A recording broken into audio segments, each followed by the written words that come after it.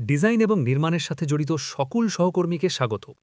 Corridor হল যে কোনো কাঠামোর ভেতরের রাস্তা যা মানুষকে তাদের কর্মস্থল বা বাসস্থান থেকে একটি নিরাপদ এক্সিট বা বহির্গমন পথে নিয়ে যায়। ভাবুন, করিডর হল মানবদেহের ধমনী বা আর্টারি, যা জীবনের প্রবাহ নিশ্চিত করে। সাধারণ রাস্তায় যেমন ডেড এন্ড বা কানাগলি থাকলে চালককে মূল্যবান সময় নষ্ট করে গাড়ি ঘুরিয়ে আসতে হয়, বিল্ডিংয়ের ক্ষেত্রেও ঠিক তাই। কিন্তু আগুনের মতো জরুরি পরিস্থিতিতে এই ঘুরিয়ে আসার জন্য এক মুহূর্তের সময়টুকুও আপনার হাতে নেই। প্রতিটি সেকেন্ড এখানে জীবন এবং মৃত্যুর পার্থক্য করে দেয়। একটি অগ্নিকাণ্ডের সময় মানুষ তাদের পরিচিত পথ ধরে বাইরে আসার চেষ্টা করবে। যদি সেই পথটি কোনো ডেড এন্ডে গিয়ে শেষ হয়, তবে তারা আতঙ্কিত হবে, মূল্যবান সময় নষ্ট করবে এবং নিরাপদে বের হওয়ার পথ খুঁজে পেতে বিভ্রান্ত হবে। এ কারণেই বাংলাদেশ ন্যাশনাল বিল্ডিং কোড অত্যন্ত কঠোরভাবে নির্দেশ করে যে করিডর এমনভাবে ডিজাইন করতে হবে যা তা সরাসরি একটি বহির্গমন পথ বা এক্সিট ডিসচার্জের দিকে, যেমন একটি সিঁড়ি বা উন্মুক্ত স্থানের দিকে নিয়ে যায়।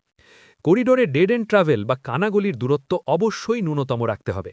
কোডের নির্দেশ হল, যদি ডেড এন্ড রাখতেই হয়, যেটা স্বাস্থ্যপ্রের প্রয়োজনে কখনো অপরিহার্য হতে পারে, তবে সেটার দৈর্ঘ্য যেন খুব কম হয়, সাধারণত সর্বোচ্চ ২০ ফুটের মধ্যে সীমাবদ্ধ, যাতে কোনো মানুষ ভুল করে এই পথে প্রবেশ করলেও দ্রুত ফিরে এসে মূল এক্সিট পথে যাত্রা করতে পারে।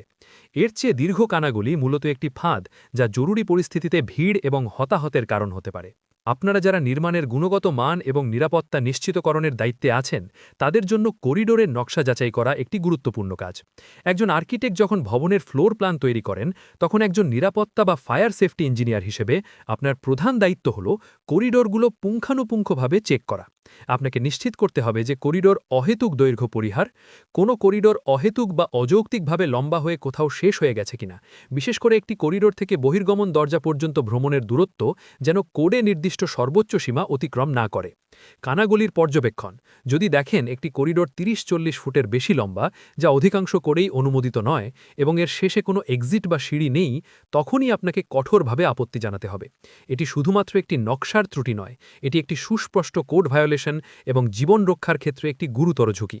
যাত্রাপথের ধারাবাহিকতা, প্রতিটি করিডোর অবশ্যই কোনো বাধা বা বিভ্রান্তি ছাড়া সরাসরি বহির্গমন সিঁড়ি, র্যাম্প বা বাইরের দিকে মুখ করা দরজার সাথে যুক্ত হবে। অর্থাৎ মানুষের ভ্রমণ যেন সরল, স্বজ্ঞাত এবং কোনোভাবেই উল্টো দিকে ফিরে আসার প্রয়োজন না হয়। মনে রাখবেন, করিডর শুধুমাত্র হেঁটে চলার জায়গা নয়, এটি জরুরি অবস্থায় ভবনের বাসিন্দাদের জীবনের সুরক্ষা নিশ্চিত করার জন্য ডিজাইন করা একটি গুরুত্বপূর্ণ ফায়ার সেফটি উপাদান। কোড পালনের মাধ্যমে আমরা নির্মিত কাঠামোকে শুধুমাত্র মজবুত নয়, নিরাপদও করে তুলি।